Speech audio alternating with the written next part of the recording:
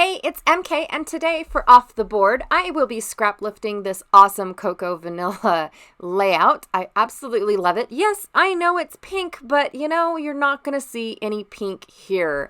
So I took this awesome P13 paper and I cut out some of the letters so I could help do my title, as well as cut out some frames from this 49 and Market sheet from my Cricut. I just went through my Cricut and picked out some frames that I already owned and multiplied them over and over so that way I didn't run out of frames and have to go back to the Cricut. I know I cut way too many. I'm also not going to be using the 49 and Market papers going on here this time. This is a little kit that I just put together because I'm going to be working on some remodeling photos. And so I just put this little kit together in hopes that I can use them all up for the exact same series of photos, even though each layout will represent a different room in the house. So I've got part of my title going on already from my alpha sheet. I also have some tiny word stickers from P13, as well as Freckled Fawn. I have this cut file that has been in several of my videos, but hasn't made it to a layout just yet. I cut out some of these labels. I'm not really sure exactly where they go, but they're like a printed sheet of labels and then you have to fussy cut them out. I have these really cool buttons that I just picked up at my local Joann's that are some really cool little tools and a ladder. And then some photos of us tearing down a wall. Yay! I have some leftover cardstock and 2 sheets of base pages. Now, I am going to be doing a 2-page layout. It seems like everybody likes it when I do a 2-page layout. So let's get going.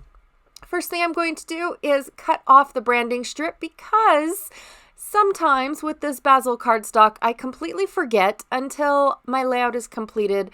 And then I go to put it in my album and it sticks out about 1/4 inch. Yeah.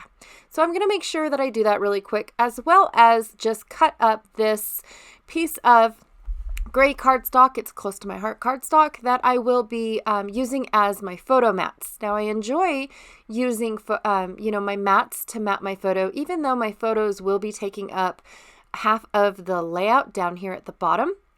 I like the fact that the gray around my photos makes it look like brick, and that it represents the remodeling process. So went ahead and put all of my photos on my photo mats, and now I'm just going to take my frames and set them around kind of basically where they are in the sketch. Or actually, no, I'm sorry, it's not a sketch, it's a layout. I apologize. But I'm also going to make up something for the second page using the exact same frames. And for this one, I will be flipping and flopping the frames over so that way I get kind of that collage-y muted tone from the other side of the paper. I really like that. As well as there was like a leafy print on the back as well. And so I like the fact that you can't really tell that that's what it is, but the frames have some color brought into it. Yep. So once I decided that this was a little bit too plain for my taste, I decided to do a little bit of mixed media. I'm going to do the packaging technique. However, I chose mica sprays, and mica sprays don't really do the packaging technique really well. So basically all I'm getting is the splatter effect. I don't know what it is, but mica sprays are more about the shimmer than they are the color. So yes, you do get the color, but they're not meant to be, like solid color. It's more of a shimmer. And so I'm doing this gold one. It is a gold mica spray. I'm not really sure what the name of it is. Let me see real quick. Oh, Aspen Gold. Yes. And then the first one was Midnight Horizon because I wanted that muted blue, and it was absolutely perfect for this 49 and Market. And then, of course, my favorite of all times, white, which is called Pure White from Altenew. I absolutely love that. I need to invest in another bottle because as soon as I start saying that this is really awesome, they take it off the market. So I'm going to invest in a few more bottles. before that happens to me, because it never fails. As soon as I start saying that I really enjoy using this, bam, it's gone. It's happened every time.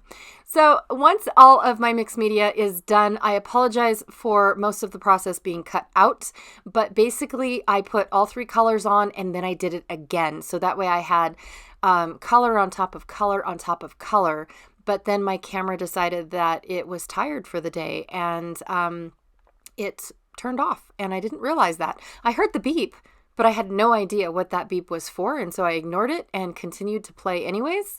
So yeah, now I know what the beep is. My camera's never died on me before, you guys. So that was interesting when I looked up and said, hey, it's not recording. Interesting. Okay. But it was just the mixed media that you missed. And then I came back on and am rearranging the frames. Now, because I did not take a photo of how I had the frames arranged originally, now I'm just taking a guess at how I wanted them and assuming that this is the way that I did it. Yep. Assuming. And of course, because it is summertime, I do kind of sort of get interrupted every now and then.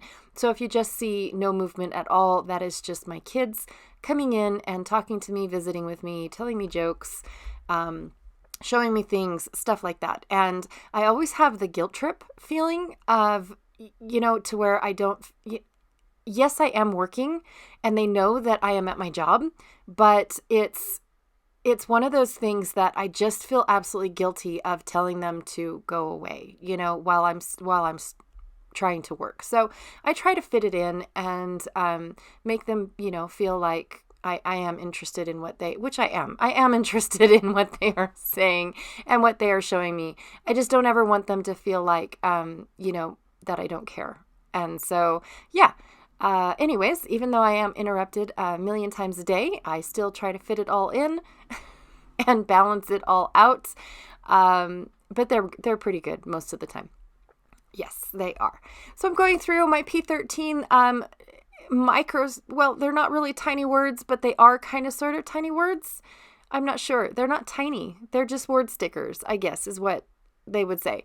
I'm going through and picking just a few. And what I'm trying to do with the, so it matches the layout, is I'm trying to put the words in the exact same spot as there is either a banner or a word on the layout. And so that is where, especially on the right side, that is where my placement choices were picked for me. And then, of course, I'm using these tool elements, which my son in the photo actually calls them toogles. So where I'm placing those is where the flowers were, kind of sort of ish in the photo or in this layout as well. I keep calling it a sketch, you guys. It's not a sketch. Oh my goodness. And of course the title was all my own too, because I just saw this huge blank space and I absolutely positively wanted to put this huge amazing title going down. And I love these letters. For one, I wish I had like all the alphas in these letters. That would be so amazing. But I also like the fact that I mixed and matched my alphas to get, kind of sort of like, is it eclectic design or an engineered kind of sort of title? I like it, you guys. I don't know why. I'm weird like that. So I'm trying to figure out the placement. I did want the word design on my photo, but then when I put it on, I felt like it was too much, like covering the photo too much. But the stuff at the bottom of the photo isn't the point. It was the